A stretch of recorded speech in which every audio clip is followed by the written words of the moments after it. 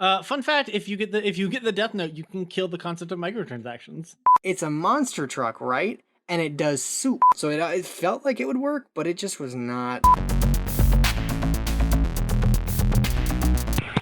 It may have come to many people's attention that I was not here last week. And for that, I wish to apologize for the heinous things that my co-host might have said.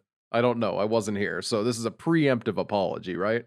Now, and we know that you didn't, and we've already established that you don't edit the episodes. So. Did we say anything that aged poorly? No. Probably not, right? All right, just checking in. Definitely nothing that aged horrifically. I worked very hard to not say things. Potentially even within hours of the episode ending initially. Potentially. Just checking to see if anything like that happened. Yeah, no, we're probably good. I assume. I don't listen to the that time when we killed a couple people by mentioning them in a row? I do. God, I forgot about that. Yeah, I think we didn't kill Kid Rock, unfortunately, by mentioning him. Kid Rock. Just checking. But we did cause him to say something absurd. Honestly, it was a really weird string though, right? Like, what was it? Like, we mentioned a country and there was a natural disaster. We mentioned Kid Rock and suddenly he was all over the news. We had a weird amount of power. Do you ever sit there and think every now and then some deity somewhere just gives somebody powers just to see what happens? It's kind of like Death Note where Ryuk got bored, so he gave this kid his magic killing notebook, You ever feel like that happened to us? No. Not with the magic killing notebook, just in the let's see what happens if what these guys say comes true. What if don't think so, because if that was the case, the world would be a much better place. And unfortunately, all we did was make Kid Rock be a little more racist than he normally is. I really like how you say the world would be a better place, since that is the core conceit of Death Note, in the sense that is not true. Yeah, well, I mean, if it happened to us, though. Well, we would be better. We're different than the Death Note guy. Yeah. Yeah, his name is Light. I Light am Yagami. literally just built different than Light Yagami. It's so true. I simply would not get into a homoerotic combat with my only intellectual rival. Somebody was like, okay, hold on, wait, no. I definitely would do that. Wait a minute. Okay, we can roll it back. Someone was like, here's some powers. You can kill anyone by writing their name in this book. You know what I would do? I would use it incredibly sparingly. I would not be like, guy at the gas station. What the fuck, dude? Well, that's the thing, right? Is I feel like it's as somebody who never watched any of the show and only knows it through cultural osmosis. Actually, that's not true. I watched the first episode and then I stopped watching it because I don't like anime. I can't believe that anime wasn't edgy enough to get your attention. It's just boring. It's a lot of talking. There's a certain amount of edginess that you hit critical edge, and then I'm like, I'm bored. I mean, it's not even necessarily all that edgy, at least not in the first few episodes. The conceit of it starts, it's kind of like a Breaking Bad situation. Yeah, that's fair. It gets a lot edgier over time, but it's still mostly, even at its edgiest, like a mystery thriller. It's not like they're punching each other. I mean, there's some punches here and there, but it's like a very dramatic incident. The things are, it's not an action kind of story. Fair enough. It's a mystery. And just like Breaking Bad, it is a classic instance of people wildly misreading the intention of the whole thing, which is always going to be my favorite. And the characters themselves, especially. Mm-hmm. I was gonna say it's one of those it's like one of those power corrupting blah blah blah blah blah. You start out by just murdering the rich, but eventually. I need to make things clear. When Dan says this does not apply to Jackson though. If Jackson had this happen, it would be different. That's true. It's also you gotta, as someone who's built different, you think I'm just gonna start writing down rich people's names? Yes. That's gonna make a difference? Yes, I 100%. You actually think I would do that? No, but I would. And that makes me feel better. Yeah, because that's not how you change things. That's just how you kill a rich person who then has the money distributed to either their offshore banking accounts that go directly to their child's and wives and husbands and board directors. It doesn't change the money's direction. I would just start writing down bank numbers and then just getting money taken out of circulation at an alarming rate. Do you think you can just kill concepts? Sure.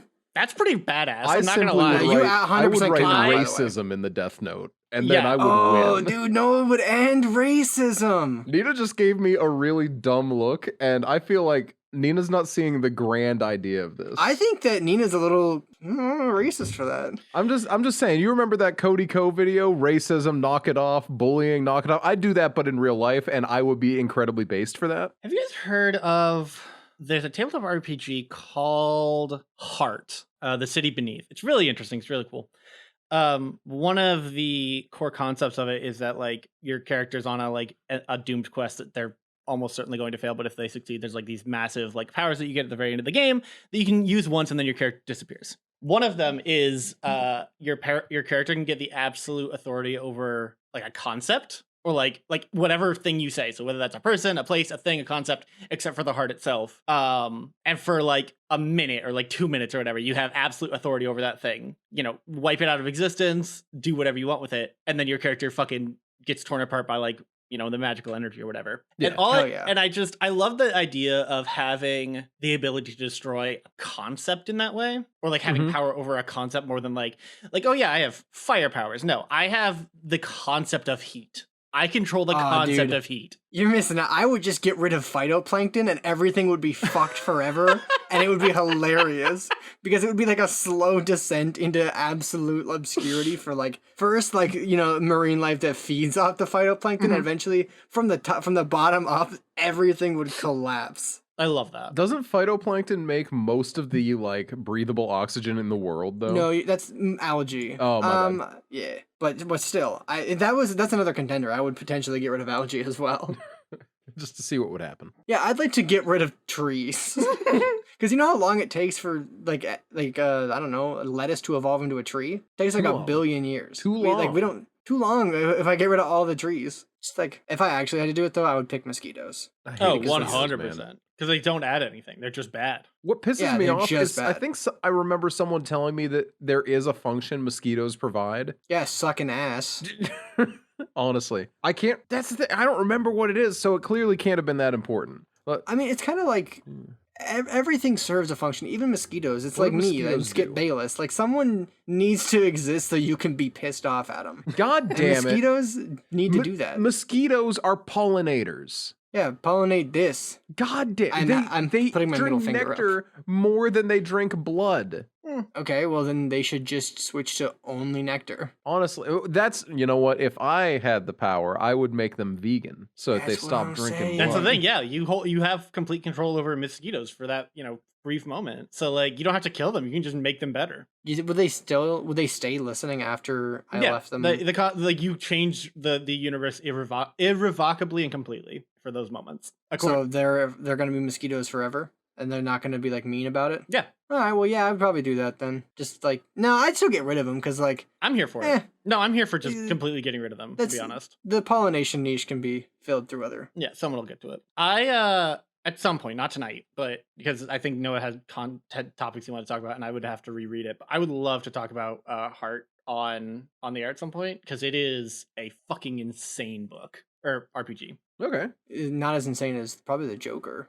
You know what? The Joker might be in Heart. You think so? You know, kinda. I didn't he see fit the there, setting. I don't like that. I gotta be honest. I don't want the Joker to run everything. He doesn't. I didn't want say he ran everything. To have a moment to run the everything. Joker. I just said he probably exists. It's me, the Joker. I'm the Joker, baby. Have you guys heard of a book called House of Leaves? Yeah, I don't know much about it, but you've mentioned it a couple of times. Okay. Michelle surprised me with it this week, and you guys, I have been doing nothing but reading that and like chores all day. Nice. It's rad.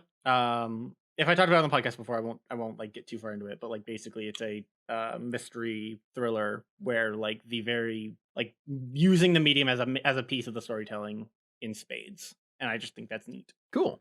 It's very fun. I'm gonna wildly drift us in a different direction. Okay.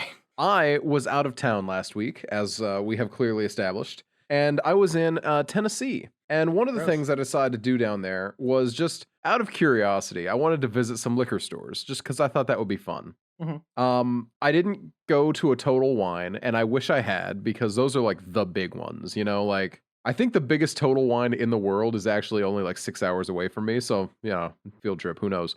But you don't have Total Wine up there? In Pennsylvania? Yeah.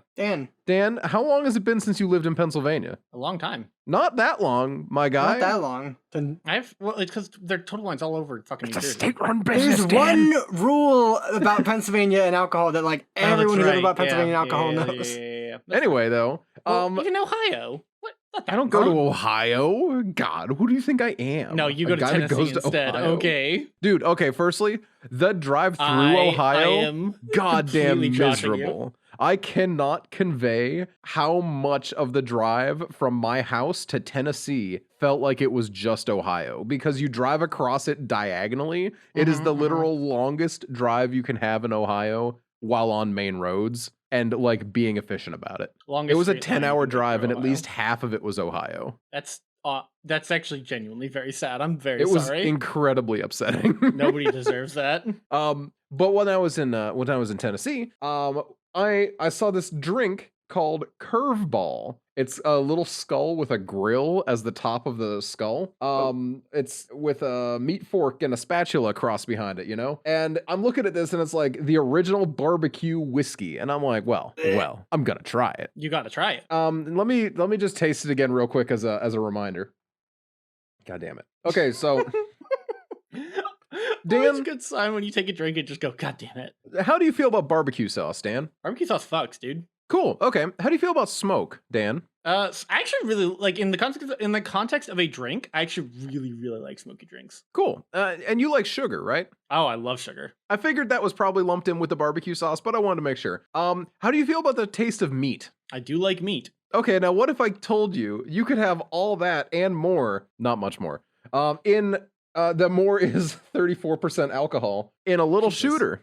I'm gonna be honest, dude. That kind of sounds rad. Like it I sounds gotta be terrible, honest. but it sounds rad. You know? I go back and forth on this so hard because the idea of the fact that I feel like I taste meat in this, not good. That is That's- somehow offensive. It Yeah. is very much an uncool thing. But every time I try it, I'm like, this would make such a good, like, glaze. This would be so good as like a dipping sauce of some type. And I'm so sad that we can't get it in Pennsylvania. I'm sorry you can't get it in Pennsylvania. But would it be better than just barbecue sauce? Well, that's the thing, is I'm pretty sure I could make the exact same thing myself. I was thinking more of like as a lighter glaze, so like not a full-blown barbecue sauce kind of thing. It's more of like a, you know, your steak is done, you grilled it normal or whatever it is that you do, and then you have like the glaze that goes over top rather than just like putting barbecue sauce on a ribeye kind of thing. You know, you're fancy about it. I think it would be cool for that. But yeah, that's all I had. I can't tell you anything that I did in Tennessee because it was literally just visit my sister, visit an art show. It was just like an outside like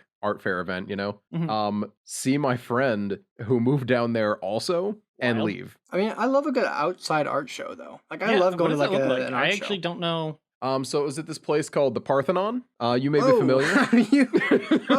Bit of a trip. Damn. They have, you know, a Parthenon down there, and there's a huge field next to it, and it's just like a double row of like tents displaying stuff. So there was a lot of leather work, a lot of woodwork, a couple of jewelry things, some pottery stuff, and a row of food trucks. It was a good time.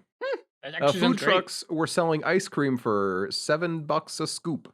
Yeah, you know what? I was gonna say it. Fuck food trucks. Whoa. Yeah, they fucking blow chunks. No, I'm not- Dan, I understand how much you disagree. I'm gonna Did you I'm go, gonna be makes the you right? enlightened centrist of the moment and say sometimes food trucks are bad and sometimes they're good. Yeah, the potential is there, and I've been to a few food trucks and I'm like, this is pretty good. But every time it's like, would you like to spend $20 to have poor eating conditions and it's not going to be that great of quality? I think And my answer is typically no. a lot of it depends on like where you are, right? Because like there's some really solid like food trucks out there that are not outrageously expensive. But I'd then actually there's argue like most food trucks are not outrageously expensive. I would have argue. not I would make the experienced argument. that. I would make the argument that most of your like from knowing you guys, I feel like most of the interactions you guys have with food trucks is probably in the context of events rather than this sits here at this spot like for 900 years.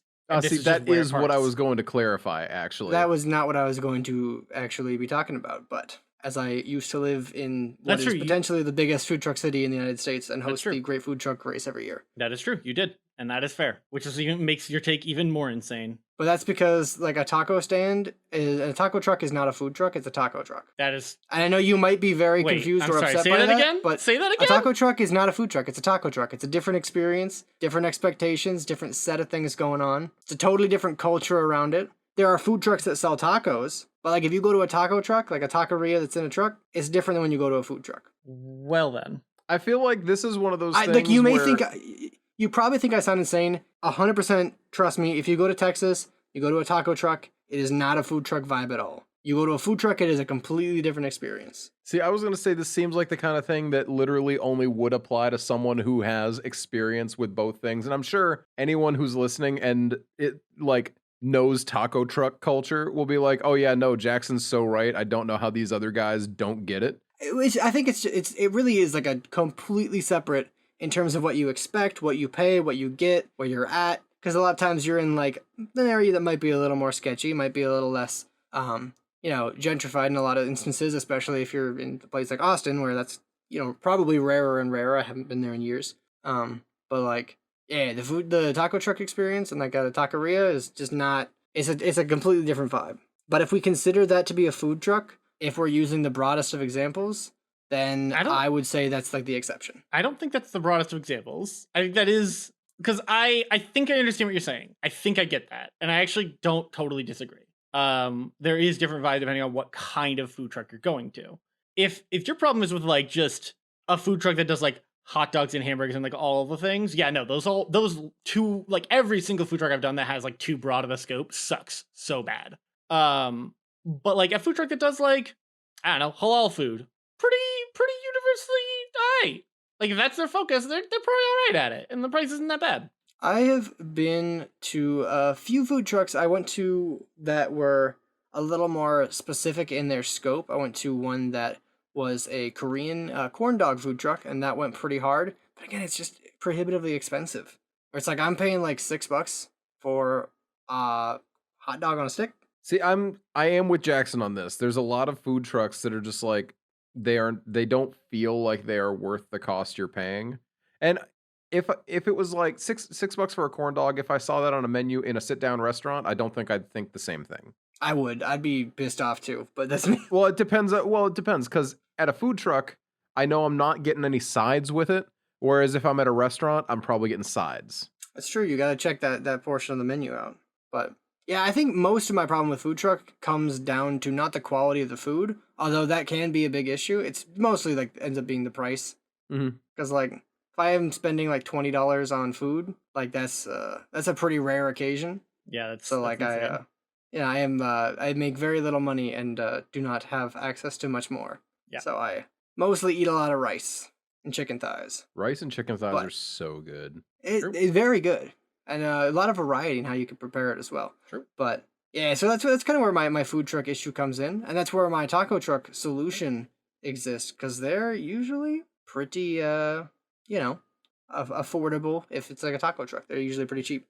Mm-hmm. I think that, yeah, I think that there's a large variety in food truck quality, and food trucks that are too generalized suck. I think it's just the take that I'm going to land on, like, and stick with. Because I really do think that like taco truck is way too specific, and like I've eaten at shitty taco trucks. But I agree that like there is like a problem of quality with quality versus price, I should say, depending on. Yeah, that's where it comes down to. I feel like the potential for food trucks is through the roof. Yes, I would, but like I would agree that the execution tends to fall a little flat. And that's the part that just makes me sad, because then I'll just end up with like not that impressive of like a time or meal. Have spent a good bit of money, not really have like Noah mentioned, not really have like any kind of like sides or anything or anywhere necessarily eat it, usually with like a plastic cutlery and like a styrofoam box, and like Mm-hmm. But the potential's there. It's just not something I've seen executed on in a way that makes me satisfied as often as I'd like it to be. That's fair. I think that's super valid. I feel like there's also a lot of fun potential for things that are like less directly food in food trucks. Like doing like a coffee truck could be really fun. I used to have a coffee truck when I was on campus. There's a what's it called? Like Summer Moon is a coffee shop in Austin. There's a couple of them, and there's a few buildings, I believe, like brick and mortars, but there's a lot of like storage containers that are basically like hollowed out and made into coffee shops on the side of the road. And those work really well. Those tend to work really well, yeah. I've heard that working in them though sucks. Oh, I would imagine. Yeah, I had a friend that worked in one and did not speak highly of it. Yeah, I would imagine that would suck a lot. I had a noodle truck, like a Japanese and Korean noodle truck when I was on campus, and that place for I feel like like that's a coin flip one, like on paper anyway. I think that's fair. I think it's super fair. I think that it definitely had a huge potential for sucking, but like the prices were good and the portions were so fucking massive that it Yeah, was great. no, as long as it goes hard, it goes hard. It went hard. But like I've had some. Oh, one time I went to an Italian food truck that was not good Ooh. at all. Italian food truck feels like a trap, to be honest with you.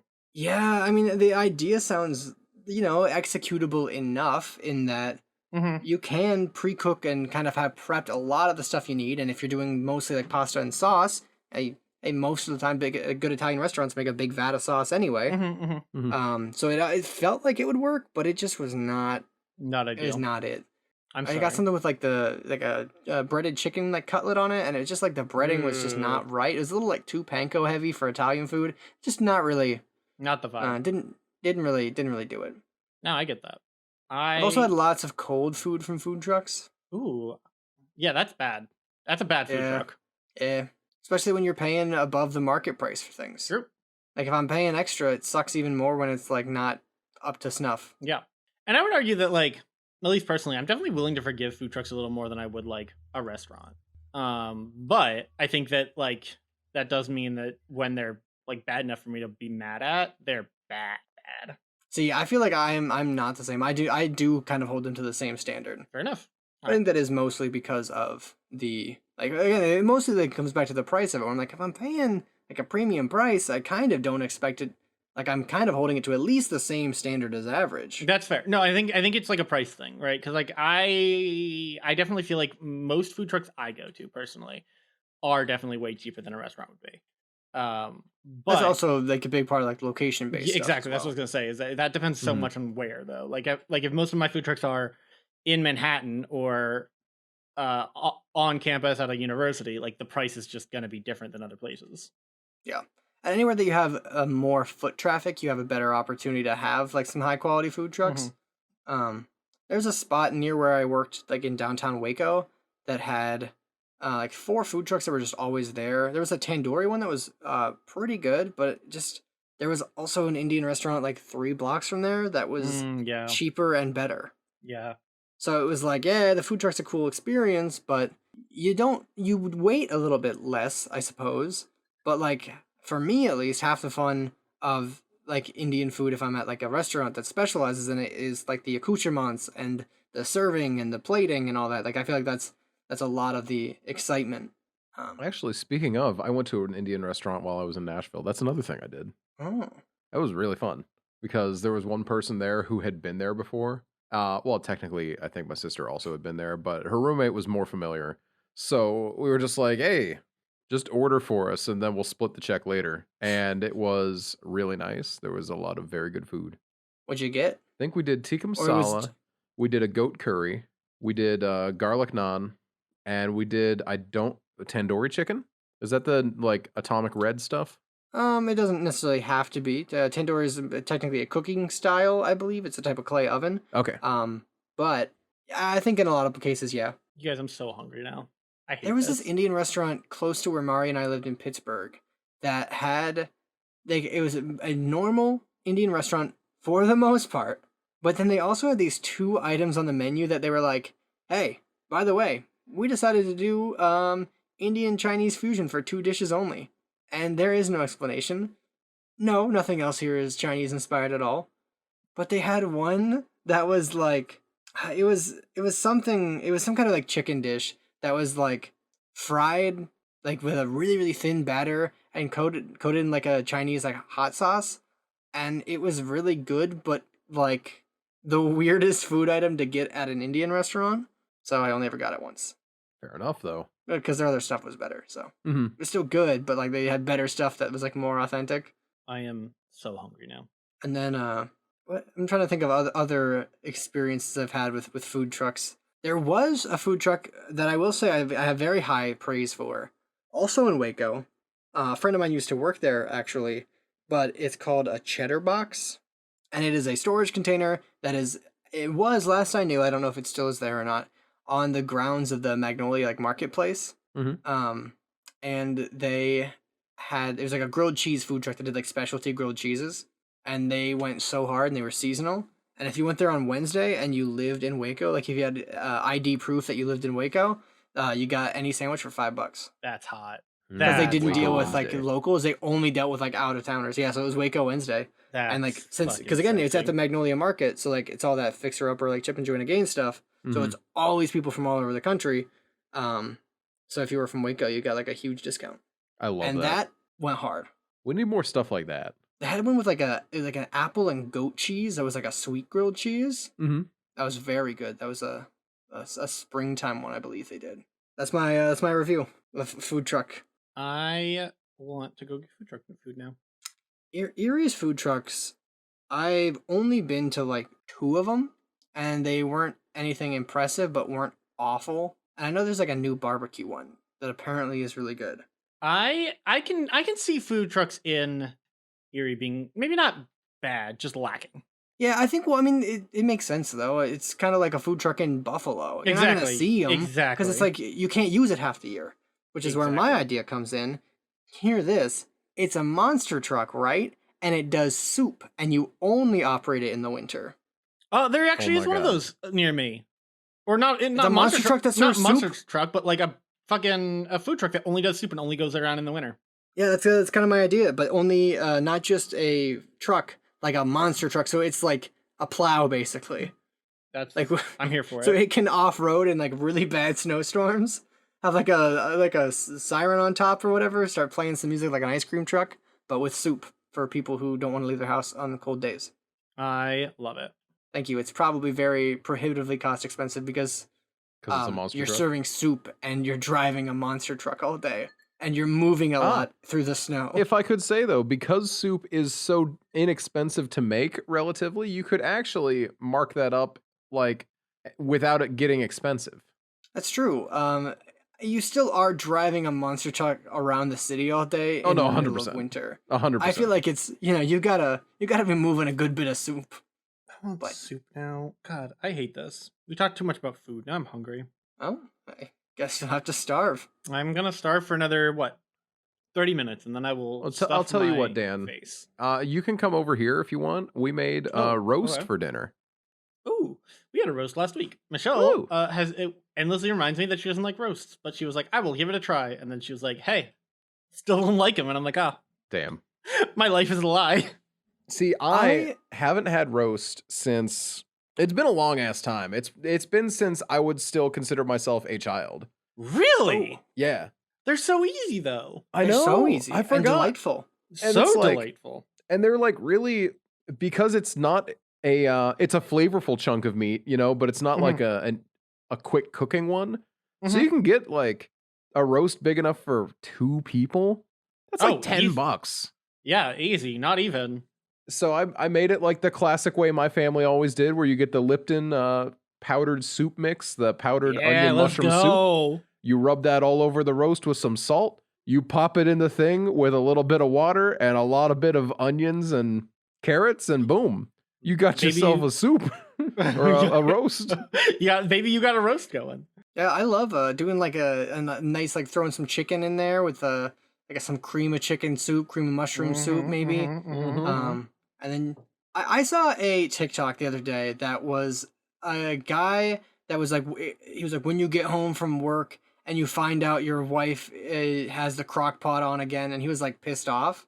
Why? And How? I don't. That's what I was saying. There's not like, a single crock pot meal that I have eaten in the last 29 years that I've been like, damn, I'm so mad that I got this crock pot meal. That's what I'm saying. If I like came home and I've been like had like a hard day at work, and there was like, hot I don't food? know, like and like Mari didn't have to work and was like, hey, by the way, I've got like a whole bunch of like chicken in the crock pot that's been just marinating in some like deliciously fragrant herbs and spices for the last 8 hours while cooking at a very nice temperature.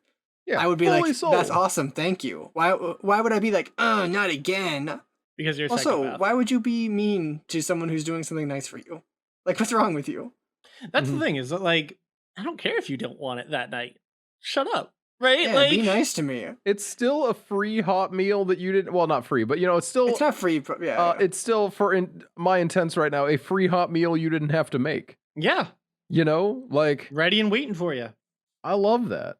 Yeah, it's cool when people do nice things. Dude, it's rad when people do nice things. You'll love to And see even it. if they're not things that necessarily you wanted, you can be like, this is still cool because you did something nice to me and for me. And that's very cool. Mm-hmm. And I'm not going to be mean about this. Mm-hmm. I But need to do anyway, more yeah, that's crop. why I feel whenever I see any kind of TikTok that's like, when your spouse does something you don't like, and they're like, I'm so angry. I'm like, oh, that's sad. Don't be angry. It's not that, like, come on. Mm-hmm. You'll be all right. That's my review. That's your review of TikTok as a concept. Don't be angry. You'll be all right. Every now and then I do fall onto like the wrong side of TikTok, and it amuses me because it's like, what did I interact with that sent me here? What did I do? Yeah, that made you. Sometimes I'll get ones that are like, it'll be like a slideshow, and it'll be like, "Thank me later, boys," with an I usually, and then it'll just be like a whole bunch of like links to enter into various like porn sites, and I'm like, What? look, you're What? barking up the wrong tree. Yeah, and I'm like, why? What did I do? Is it because like I like anime videos on occasion? That's definitely why. I'm like, Actually, I think I'm that not, might be it. I'm not following or liking thirst traps. I'm not following or liking even like horny anime content. Just like sometimes I'll see a video about like One Piece and I'll be like, okay, I like that video. That was nice, and I will like it. And then like an hour later, it's like, hey, you ever wanted to like see this kind of weird porn? And my answer is always no. It's still been no. Like, stop. Like, what did I do? Like, where did I go wrong? You lost a friend. I did. Some women. The Fray, one of those bands that comes to Erie like once a year. I feel like that's true. It is. What- They're always in Erie. What is? The Fray. The Fray. Hmm. They love coming to Erie. I wonder why. I mean, it's got to be one of those. It's kind of like We the Kings is one of those bands, like who you may know from the song "Check Yes Juliet." Mhm, They mhm. come to Erie like once a year as well. And I think it's just like Erie is. It's like a minor league circuit for musical artists, especially like runners up on America's like Got Talent, on American Idol. Like all those folks come through every year or two. Yeah, I always feel like Erie is the place for washed up recording bands and stuff. Because Yeah, I like mean, it's all still a small big cities enough. are. Yeah, because we're a big enough spot that we still get attention. You know, like it's not like we're not an important enough location for people to come visit us. Yeah. But, you know, we're not Cleveland. We're not Pittsburgh. You know, we don't have Yeah, it's like it's a lot. yeah. There's no Heinz Field to sell out. Hmm. You know, and I will say, for what it's worth, the Erie Insurance Arena is actually pretty big. That's true. Your Like, I insurance mean, arena it's is not actually like- really large. It's not a massive arena. It's not like, you know, again, it's not Heinz Field. It's not seating 60,000. You know, we're not Madison Square Garden, but like, there's like, you can sit like 6,500 people in there. And that's a lot for most concerts. Like, unless it's Ariana Grande, that's kind of an upper limit for a lot of artists. Mm-hmm. I love stadiums though. Man, I could talk about stadiums all day. I watched a lot of football today. Big stadium head here, you know. That's such an interesting. I cannot tell you the last time I thought about a stadium. I love them. They're magical. If you're weird, like You weirdo. yeah, if you're like kind of strange with it, like stadiums go hard. I mean, I can't disagree. I've never had like a bad state. Like I've never been in a stadium and been like, wow, that sucked. That stadium, bad, no good, very bad. But like, I don't know. I don't think about them. That's fair. You don't have to. You know, I do. I mean, I'm in a lot of stadiums compared to probably the average person. I think it's a fair guess. Yeah. Mm-hmm. I feel like 4 times a week is probably more than, you know, average Joe. Mm-hmm. It's probably more than Angry Joe as well. The video game nerd. I haven't thought about Angry Joe in a long time. Neither is anyone else. I don't know why I said Angry Joe. Oh man, It's a weird pull, Angry but Joe I'm not show. mad about Yeah, it. weird callback. Anyway, I love stadiums. I think that there's a lot of really cool ones, especially NFL stadiums. Have got to be the coolest things, like some of the coolest things on the planet. In terms of architecture, obviously they have their downsides, especially when it comes to things like what the space is being used for. I mean, they're no golf courses. They got those beat by a mile, but like That's true. the stadiums themselves are, you know, excessive, but what isn't? There's a lot of really cool soccer stadiums as well. If you go over like the UK, you go over to some of South America, some of the Middle East, obviously like Dubai. There's some insane soccer stadiums, but these NFL ones, like the Raiders' new stadium, was built for them. Let me pull up an image of this one. Because I don't know if you guys know this, but the Oakland Raiders moved cities. Mm-hmm. I did hear about that. They are now the Las Vegas Raiders. This shit is insane. I don't know what you know about the Raiders. The Raiders, as a sports brand, they're kind of like blacked out. They're murdered out a little bit, if you will. Like their colors, just like very dark, foreboding. The black Air Force Ones of the football world. Yeah. In terms of the fans, the team itself, perhaps not so much. But The this fans is what are their definitely stadium rough. looks like. Oh God, I love that. It's awesome. That's Like it's a huge Roomba of cool. It's like imagine if you could put 60,000 people in a Roomba. Well, you can. I love the little like circular area where it's like it looks like a giant torch. Yeah, And there's. then I mean, it's being in Vegas. There's some insanely like bougie seating options. I think they have the most expensive tickets in the NFL for like as a possible. Like as the skill ceiling, some of the tickets are like fucking Yeah, that makes sense. $40,000. Like Yeah, that makes sense.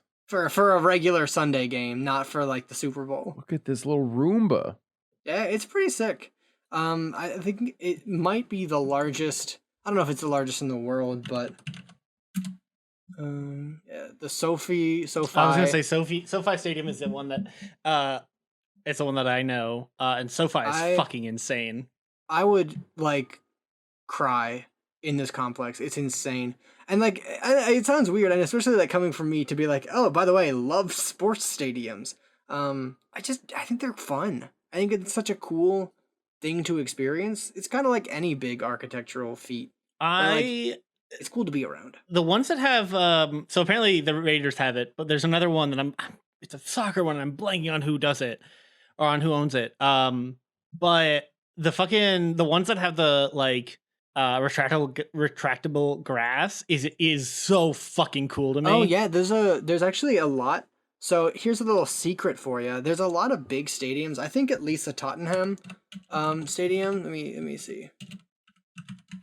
But there's a lot of stadiums in the UK that have retractable greens that can then football stadiums, if you didn't know, all have retractable greens. They have to. Oh, I didn't know that. It's like in order to get a lot of the field work done. I'm pretty sure they all do now. There might be a few holdouts. But for the most part, they all have to have a retractable green because you got to get in there and under the field to do a lot of the work. But a lot of them in the UK have retractable greens that reveal essentially an NFL style regulation football field. Yeah, because they're trying to do that. Like that's what they're looking to pick up. Yeah. Interesting. The one I'm thinking of is Real Madrid. And they have this fucking insane. It's not it. So retractable green is one thing. And I don't know, you would know better than I would, but there are the retractable greens usually like, are they just turf or are they like living grass? It depends. I mean, you can do them with living grass. Most stadiums use turf anymore. The one in Real Madrid is living grass, and they like the chunks separate away into this massive like underground like greenhouse essentially that has like still like temperature control. Like it's relatively new. It's like temperature controlled and sprinkler systems and like the whole 9 yards and like all computer integrated so that like nobody has to ever actually go down there. Insane. Very cool. Let's see. I'm trying to find out which stadiums still have grass. I'm pretty sure most are artificial, but I know a lot of people still like the grass, especially like on the body. Yeah, I would imagine. Like it's a lot easier on you. Yeah. Let's see. A lot of turf. Cardinals have Bermuda grass. The Ravens have grass. The Bears have Kentucky bluegrass. There's some fun for you. The Browns still have grass. I didn't know that Broncos have Kentucky grass. bluegrass was a real thing for a long time. Because my only introduction to it was there was a Rugrats episode where they're at a home and garden center, and Stu he just stands in front of this Kentucky bluegrass like video display, and he like the episode just ends with him trying to like sell his wife on Kentucky bluegrass inside the house.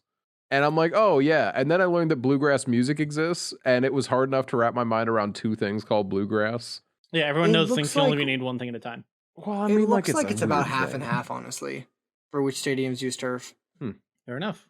I would hazard a guess that there's some places where like community-wise, it's like, well, of course you have to have grass. But then other places maybe where it's wetter, you'd probably default to turf because otherwise you're tearing up real grass and that just doesn't like mend well. Yeah. I think it also depends on 'cause some of the stadiums are indoors, some of them are outdoors. A lot of them are half and half. They have a retractable dome. Yeah.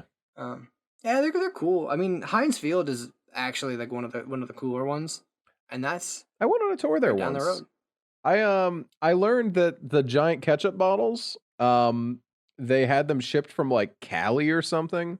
But the problem was that you can't drive very fast with them, so the guy had to drive cross country, never exceeding 20 miles an hour. Oh my god. Oh hell yeah! Yeah, That's because awesome. they're I mean, for anyone who's never seen Heinz Field, I want to say they're like 30-foot ketchup bottles, like Heinz Not Heinz ketchup. Field anymore. Oh, rip. If you've never seen it, you never will. Oh, so it's too late. But there used to be 30-foot fiberglass ketchup bottles that were above the scoreboard. And when the Steelers scored, they sometimes they'd tip and fill the screen up with red. That's amazing. Yeah. We don't have shit like that anymore. Now we have the crypto.com stadium. Like, what the fuck is that? Hey, it's Acrisure Stadium now in Pittsburgh, which is a really sketchy, probably money laundering front that I think links back to Saudi oil companies, but I'm not 100%. It's like a company that came out of nowhere with like 30 followers on Twitter and bought the rights to the stadium and hasn't really. Yeah, it's probably a front for something, but whatever. Heinz, everyone calls it Heinz Field. Literally watching the games today, people were like, "Oh, over to Heinz Field." Oh, it's not Heinz Field anymore, and then they wouldn't say what it actually was because no one gives a shit. It's Heinz Field. There's some places that it's too baked into what the place is. You know, like someone else can buy the field, but it's not gonna stop being Heinz Field. Yeah, if you come in and buy the ketchup field from Pittsburgh, like Pittsburghers aren't gonna be like, "That's fine. We respect and we'll honor that." Right. That's They'll be one like, thing that "Fuck Pittsburgh's you, ketchup." known for. Fuck you, ketchup is a frustratingly Pittsburgh thing to say. Give us the ketchup. Give us the ketchup land. Sick of this shit. Yeah, God, love Pittsburgh. it's pretty sick. Outside of the hills, it's a nice spot. They've got a lot of sports teams there as well. You know, for what it's worth, they got the Penguins and the Pirates. The Pirates. I don't know if you know PNC Park. I don't want to keep talking about stadiums for too long, but I don't know if you've ever been to PNC Park to see a Pirates game. Have not. It's been rated the most beautiful park in the MLB like a lot. I think it was like 3 or 4 times in a row. I don't know if it still was this year. It's beautiful. You can sit there and watch a baseball game right on the point where the 3 rivers converge. That's sick as hell. Yeah, it's a really like scenic stadium, and the Pirates are awful, so tickets are like $20. So like big win. We should do that next year. Yeah, they're fun, and especially if you like check the promotional schedule, go on a giveaway night. $25 ticket, you walk out with like a free bucket hat. I do love a free bucket hat. Yeah, they'd be giving out free stuff, and I love going to sports games that have promotional stuff, even though it's always just basically a cheap thing that I have no real use for. I'm always like, oh hell yeah, free compass. I love free shit though. Free shit's good. It doesn't matter that I paid. Shit. Doesn't matter that I just paid $30 for parking and $30 for gas to get down to Pittsburgh and $25 for my ticket. I get a free bucket hat out of that. Come on, and a night of entertainment and $8 half the time beer. It's like first 5,000 people get it, so you gotta you gotta be like not missing any of this look like ball I care. game. Yeah, I like baseball. I don't think it's great. It's not my like number one draft pick if I had to pick a sport. But I think it's actually a lot of fun. I can see how it's the, quote unquote, great American pastime. I think the issue is that many sports just suck ass on TV, but are actually really fun in person with the communal energy. I would agree 100%. True. Yeah. I also think a lot of sports suck ass on TV when you're just watching them by yourself. That's true. Because I hate watching football on TV, but I love watching football on TV if there is one person in the room that cares about really football. cares. Yep. And Dude, then 9 other people that don't. It's so much fun. Shout out to my friend Danny for being like a football nut. Like, it's one of those things where I was like, I don't like football. I'm not going to watch this. And then one day he was like, oh, I'm a big like Jets fan. And I was like, oh, we were hanging out. I was like, oh, I think the Jets game is on soon. You can watch it. We can watch it. And I don't know. It's not a problem. And he was just like talking about it. He's like, all right, so this guy's name is like Pete Hellstorm. He was drafted in the 6th round to the Indianapolis Colts in 2008, where he played there for 7 years. Afterwards, he went to the Broncos for 3 seasons, but eventually got bought out by the Bengals. And since he left the Bengals after they drafted Joe Burrow, they actually have him in the Jets now, where he's the 2nd-string quarterback. I'm like, dude, why the fuck do you know that? I'd just be like talking about stuff. I'm like, you could be lying through your teeth. You are like, why do you care? How do you like? I love that you care, and it's impressive that you care. But like, holy shit! I'm glad somebody should. How do you know about like Phil Buttcheek's entire life story? I like football fans can't even hold a candle to baseball fans, and that's what blows my mind. Like football fans know too much, but like if you get an old school baseball fan, like they'll hate it. They'll be rattling statistics off that haven't been relevant since the 80s. Yeah, and they'll be like 28. Yeah, like it's insane. Why do you know about this? And they'll be doing it not even about like the Pirates. They'll be doing it about like the Erie Seawolves. They'll be like, yeah, I actually know everything about everyone who's ever been on this team's life. How do you have the time to do that? Honestly, sometimes if I have like more than 3 things on my task list for a day, I have like a full-on breakdown. Like, how are you doing this? You're a weakling that has a breakdown after 3 tasks. I, on the other hand, am a supercomputer who remembers the starting lineup of the 1937 Indianapolis Colts. So, although as much as I say that, first of all, they were not in Indianapolis back then. They were the Baltimore Colts before they ever set foot in Indianapolis. God damn it. God. Didn't you know? Actually, that's one of the coolest stories in football, which is why I know that. Wait, the Colts? Yeah. God damn it. Of the all Baltimore the teams I could have Colts, picked. Right. So they were in Baltimore. I don't know the exact specifics of how this happened. I don't know the story. Maybe I'll look into it and talk about it next week. But basically, the entire organization hid the fact that it was moving until basically the day of. Overnight, express shipped everyone and everything from Baltimore to Indianapolis, and then like changed the entire organization. I think the Ravens were in like Cleveland at the time or something. They were somewhere, and they moved to Baltimore. And it was just like this insane scramble that happened in essentially the middle of the night under the cover of darkness. I love that. Yeah, they just were like, that's rad. Time to hide like 7,300-pound men on a bus. There's some strange tales and workings in the world of football. John Madden football. John Madden. John Madden. Football. Oh, that's pretty good. I like that one. John Madden. I've actually never played a sports game. Really? Really? Yeah. I used to play the Madden games all the time. I couldn't care less about like football then. I mean, like, fun, I still don't. But like, I loved playing Madden. I used to play the absolute chad of sports games, backyard FIFA? Baseball. Oh, I see. You were joking with me.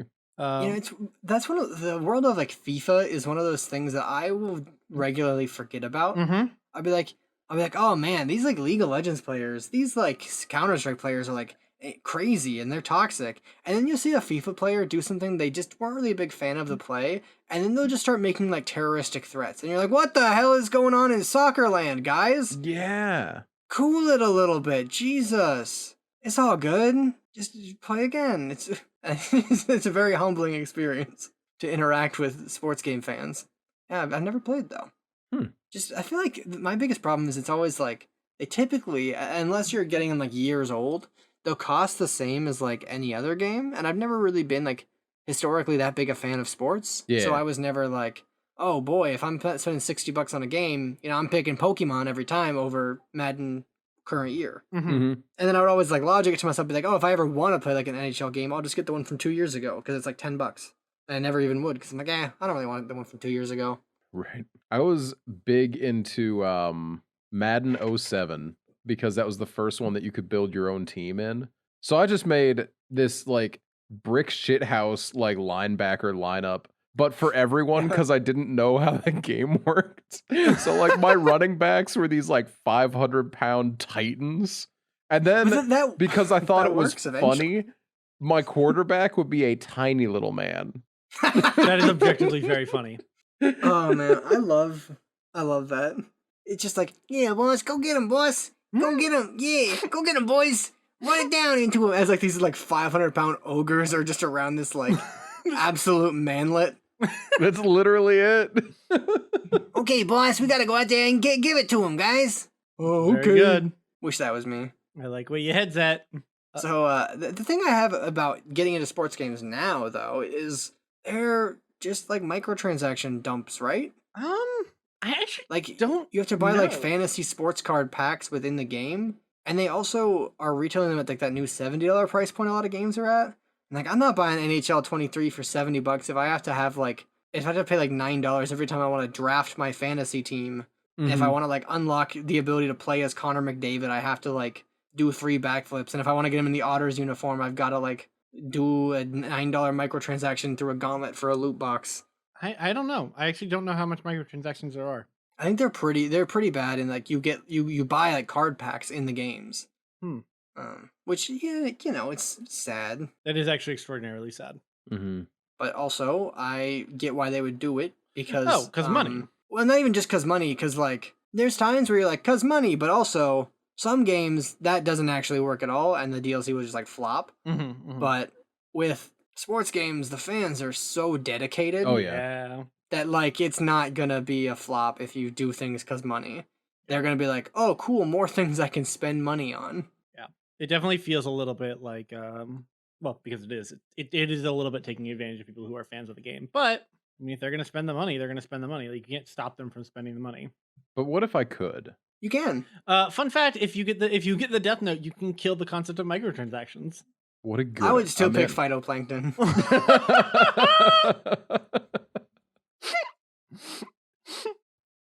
God, I wish this episode was a little bit longer. That would have been such a good spot to end on.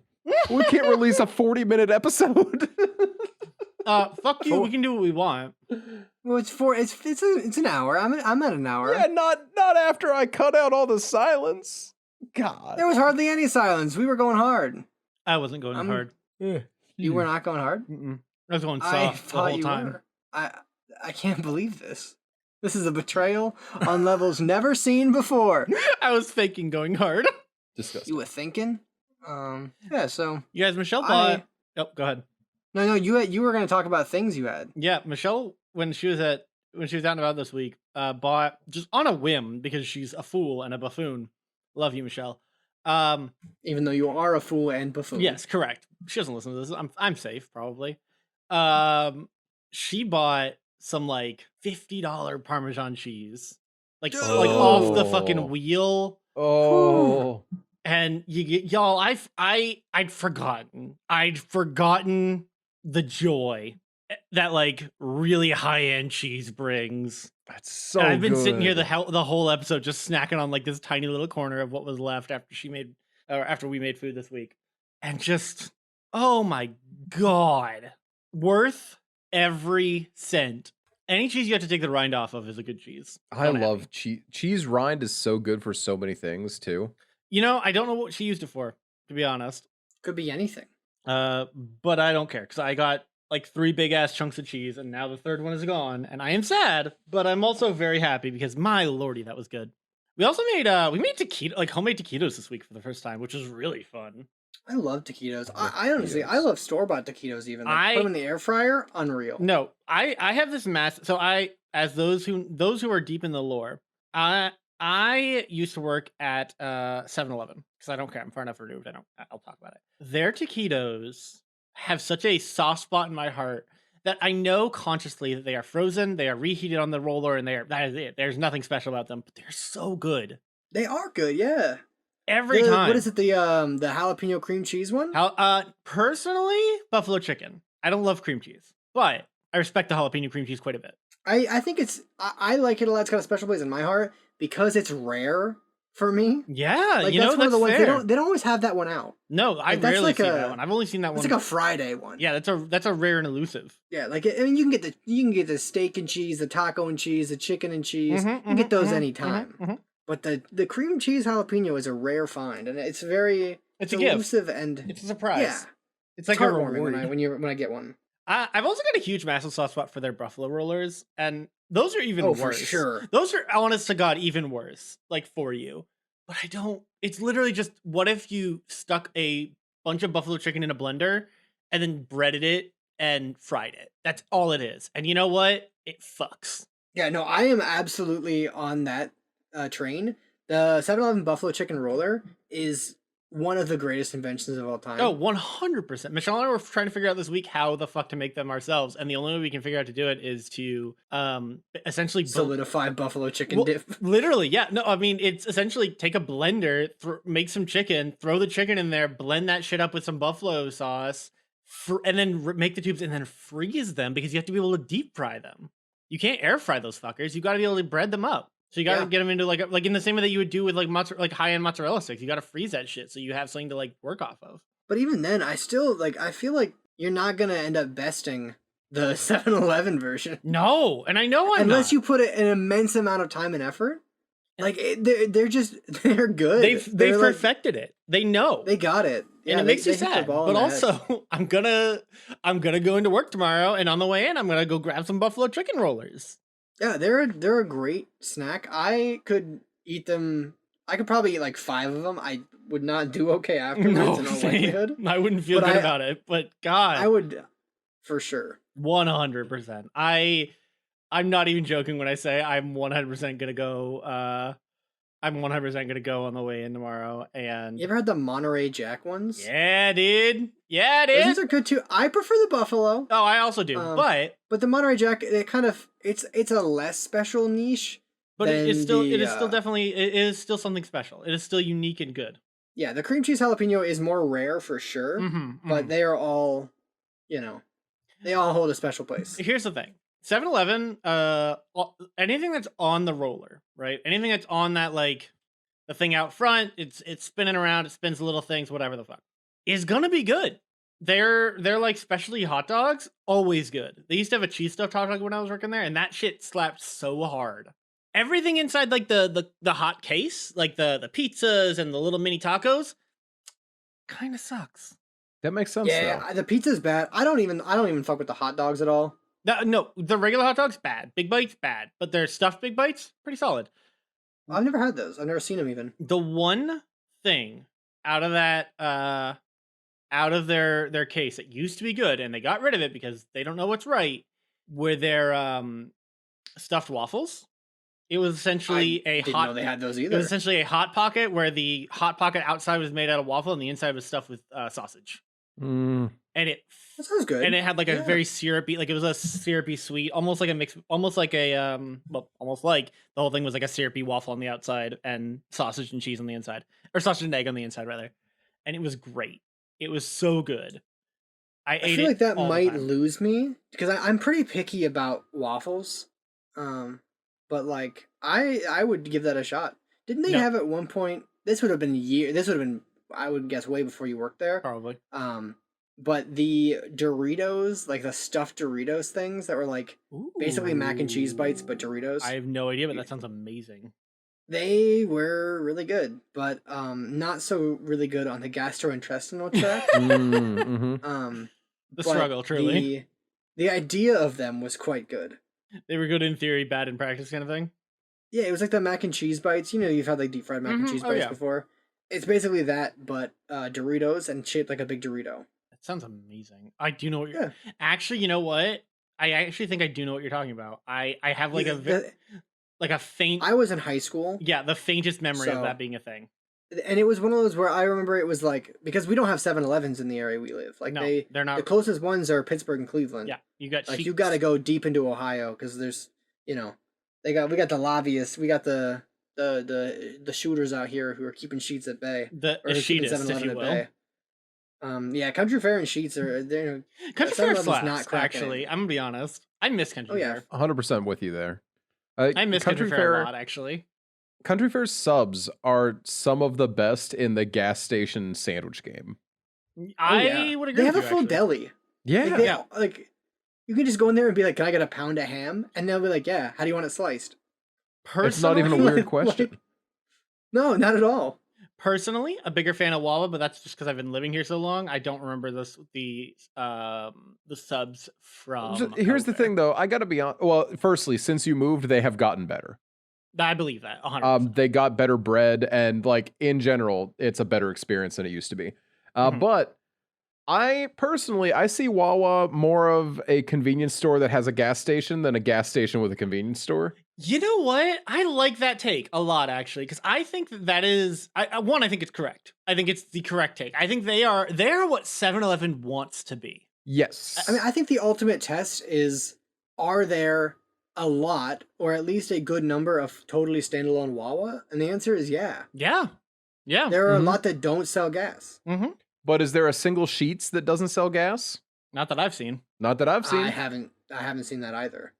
And they're also they serve a different location. Mm-hmm, mm-hmm, You know, obviously different parts of the state, but Wawa's is a more like centralized urban type situation. Sheets is kind of like usually off the highway out in the sticks. Yeah, Sheetz out in is- the boonies. Like we same with Country Fair, where they're serving as like a pseudo grocery store for some people. Mhm. We actually just got a new Sheets right next to work. Nice. Which is really well. It's been 50-50 so far. We actually were joking that since it's not in the richer neighborhood and it's not near the highway, how long is it before the Sheets goes belly up? Oof. And I gotta be honest, all it needs to do is get its kitchen in order. It is across the street from one of the biggest dive bars in Erie. Oh, that'll do it. And the bar's kitchen closes at midnight. Yeah. Sheets Sheets Kitchen never closes. Sheets, not only does it never close, but its dining area is open till 2 a.m. There it is. But And you can buy beer on the premise and drink it in the dining area. that's what I'm saying. Like, if you Sheets get is a bar your if you're kitchen brave. together, If you're If- brave. I've done it before. No, I've got a I Sheets love with, that like, some take friends so and I just, love much. that. No, like, that's it absolutely sounds- correct. It sounds lame, but like I've gone to Sheets with some friends before at like midnight. Yeah, and dude. just like got a 6-pack and just like got a couple like appetizer samplers and just like hung out. You know, That's there's the way to do it. there's a honest to God thing to be said for that. Of like I don't know about you guys, but like there aren't a lot of like if I want to go out and just like be out late in the city somewhere, there's not really a lot of places to do that. Even like as an adult, like let alone like as like late teen, early college, whatever. But like slowly, more and more places are just like, hey, we're not going to be open that late, and we're not going to serve you. We're not going to give you a place to sit down. And I get that, I get it, but I do miss it a little bit. Like Yeah, I love just like loitering a little bit. yeah, let me loiter a little. Mhm. Do a If little I'm with like loitering. friends and if I'm like not trying to like not able to be at like my house for whatever Or reason, just not interested. that's fair. I'm like, hey, I'd rather be out in the city than home. Fuck it, let me be out in the city. Let me hang out. Let me eat my food in peace. Yeah, Sheets kind of goes hard for that. Yeah, Mhm. I buy it. Wawa does a decent job. Fun fact about I don't know if I talked about this on the podcast before, but when I was working at Sev, the 7-Eleven that I didn't work at full time. I worked full time there, but I worked at another one when they needed me, like when they needed extra hands, and they would ship me across the city or whatever. Mhm. The one that I worked at part time was the one of the only at the time. It was the only at the time 7-Eleven that was not open 24/7 because it was in Center City, Philly, and people were that shitty that they had to just shut it down half the night, which is insane. I love 7-Eleven at 3 a.m. Oh, 7-Eleven at 3 a.m. is amazing. 7-Eleven at 3 a.m. has a similar but very different vibe to Midnight Waffle House. You know, I'm not very Waffle House pilled personally. Wow. You know what? I I think it's because there's none close to me. Yeah, If there I was- was, maybe my opinion would change. But as it is, it's kind of one of those things I gotta get on the road. yeah. So, like, yeah. So you're not yeah. seeing Waffle House in its prime environment, which is like at 3 Yeah, in the it's morning. not like in my like own neighborhood. It's not my Waffle House. Hashtag Like, not my I feel like Waffle House. if I had a Waffle House, Mhm. like if there was one I could go to and be like, yeah, that's my Waffle House. I feel like it would be different. Mhm. No, I get that, but I think that Erie has like actually does Erie have like 24/7 diners? Not that I can think of. A lot of them Eden have. Park, not anymore. Yeah, a lot of them most of them stopped aren't from anymore. COVID. We had Okay. IHOP, we had Eaton Park, we had Oh man, I have soft spot for Eaton Park. I forgot about Eaton Perkins. Park. A lot of people are mad I that love Eaton places aren't 24/7 anymore because like truckers would drive down to like yeah, the 24/7 places to get like real food yeah. when they're on an overnight drive, and they can't do Yeah. that anymore. When I lived in Austin, I like first of all I worked overnights for like half the time I was there. Yeah. And when I wasn't doing that, like I just would be very like alone, like a Mhm. very alone, not like a lonely, but a very solitary person. Mhm. And I love going out at like 3 in the morning to there's this place called 24 Diner in Austin. That was like phenomenal, like top notch, 24/7 available like breakfast. And the place I worked at was also a 24/7 like diner type place. Yeah. And it's just nice to be able to go. No, Sometimes I I wouldn't be agree. working, but it would be like 3 a.m. and I'm like, shit, I'm gonna go in and like hang out with my coworker who's here because when he's there, I'm not. When I'm there, he's not because there's only two people that were willing to do it. So like, yeah, I feel like it's really fun. And then I went out for breakfast earlier this week at like a normal time, and it was very fun. Oh, dude, But it's not the same. No, it's definitely not the same. I really like going to like little diners for breakfast. I wish I had the money and time to do it. Money and friends to do it more than money and time. But like going to a little diner in the morning with like get yourself a little plate, a little stack of whatever, some nice hash on the side that I'm not gonna bother to make hash at home. Yeah, I I guess. can. But I that's also have. where it gets me though. Where like, I know you mentioned money and friends. I go because it's cheap as hell compared to a lot of places. You know what? That's reasonable. Like I went to this place in Edinburgh. It's really good, and I went there and I got like a full breakfast platter and also like a special. It was like a baked apple streusel pumpkin or no, just baked apple streusel pancake. Mm-hmm. And it was like awesome. Everything all together was like $10. Sounds amazing. Yeah, and the pancake was like so big I only ate half of it, and then I ate half of it later in the day. Yeah, it was just like a really pleasant experience, and I very much enjoyed it. But I wish it could have been 3 in the morning. Yeah. No, I get that. Stupid They're only early open till, like, morning 2 p.m. breakfast food is so good. It hits so Early much harder than 6 p.m. breakfast food. 6 p.m. breakfast food, honestly, breakfast for dinner crowd, you can come for me all you want. It's not nearly as good. I would agree it's not nearly as good. I think there is a time and place for breakfast for dinner. Oh though. yeah. Oh yeah, Like no. if it can be I'm fun. like especially after like a hangover or something. Ooh, breakfast for dinner hits different. Oh yeah. But you guys, you might hate me for this. They hated Jesus because he spoke the truth. I've never had a hangover. Good for you, actually. Good for you for knowing your limits and maintaining your sense of drinking water. Like, well, the thing is, I definitely do drink a lot of water usually if I'm drinking. But also, anytime I've ever been, like that one time when I streamed and I drank like a bottle and a half of vodka, and then I feel like I would have been really hungover if I hadn't gotten violently ill. Oh, middle you of the know night. what? That's fair. Yeah, I usually get like if I get like really fucked up, I usually get like violently sick at like 2 or 3 in the morning, or usually 4 or 5 because and then by the time I wake up in the morning, it'd be like noon, and I'd be like, you know what? I don't feel that bad. Yeah. No, I get that. There's nothing in there anymore, so I've been hungover more in the last like couple of years than because part of it is I'm getting older and part of it is I'm getting stupider. mhm. But I don't get hungover that often. What does happen is I get like rather than like what I would normally associate with hangover symptoms, like headachy, feeling like shit. I just get the headache. Everything else goes away. It's just I didn't like it's just dehydration headaches. That's all I ever get. Mhm. Isn't that all that a hangover is? No. Oh. Not there's well. more I mean, to it. yeah, but I no. think that's it's gotta be like 90% of it.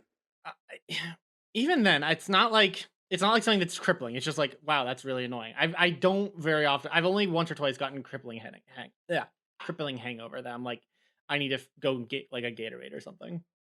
See, that's how I'm built different. Is that I will use any excuse possible to go get a Gatorade. That's fair. Honestly, Gatorade slaps. It does. Like hold on. Which Gatorade, Jackson? personally, if I'm getting a Gatorade or a Powerade, I get the red one, the fruit punch. Okay, Mhm. I respect it. I respect it. Although when I had food poisoning a little while ago, I got the red Gatorade. Oh, no. Bad idea because I thought there was blood coming out of me on both ends. I There's had not. that happen too the other yeah. a couple months back. Yeah, there was not, but I thought there was, and I was very worried. Yep. So maybe blue next time if I have food poisoning. But regularly, I like the red fruit punch. I think it's a nice flavor. I agree. Noah, I'm a big fan of the dark blue, the blue cherry one. the cool blue. It's called cool blue. I know. Why do I know that? Don't worry about it. I know it's called cool blue. Probably from The Office, I believe. No, it's not called cool blue. Cool, because it's cool blue. Cool blue. I don't know what you're talking about. Gatorade. Because I'm looking at this. This is the wrong color. Whoa. You are looking at the wrong color. Let's Dark see. blue I can't believe Gatorade. it. This is probably the is- biggest Cool scandal we've Blue. ever encountered. Well, let's see. That's grape. That ain't it. No, not No, Fierce I think Grape. it's just the pictures because I'm telling you the cool blue is the dark one. The light blue is called It's like Glacier frost something. Glacier Freeze. No, Yeah. mine is called Blue Cherry. What the fuck? Gatorade Fierce Blue Cherry. The Local fuck is man made up Gatorade. what the fuck made up ass Gatorade is? I've never heard of this. It's this. I'm Noah's sending you a smoking picture. I get it at the Noah's I gas see smoking it. that No, I fake see it. Gatorade pack? I'm shook. I've never heard of this. Noah's smoking fake Gatorade. I'm out here and I actually dropped a name and you're like, actually, it's Cool Blue. Don't ask how I know this. Fuck you. I knew what it was called by accident, but I knew. This is probably the greatest upset in off-the-air history.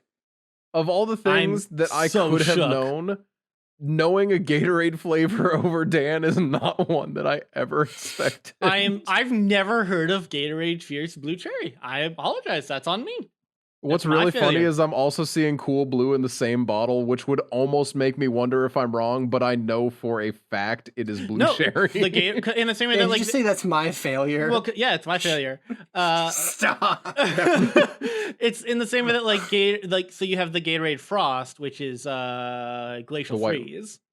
Oh. Well, no, Frost is the white one that you're thinking of is the white version of Gatorade Frost because Gatorade Fierce apparently is blue cherry. Who knew? Whereas the regular Gatorade is Gatorade Blue or is Cool Blue rather. I was gonna say I the reason I bring it up is because I have only met one person in my entire life that liked the yellow Gatorade, and they were wrong.